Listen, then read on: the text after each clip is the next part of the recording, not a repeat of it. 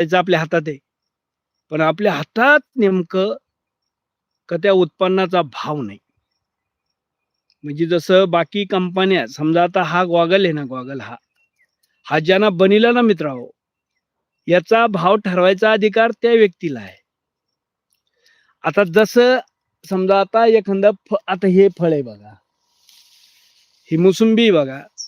आता ही मोसंबी आपण बनवली, आहे का नाही? याचं उत्पादन करता कोण आहे? आपण आहे. हे प्रॉडक्ट आपलं आहे. म्हणजे आपण बनवलंय.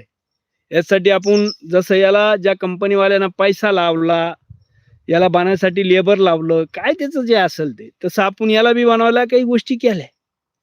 पण मग याचा भाव ठरवायचा अधिकार त्या माणसाला आहे आणि याचा भाव ठरवायचा अधिकार हा सरकारला आहे. खूप मोठा फरक आहे. म्हणजे खूप आणि याच्यामुळं काय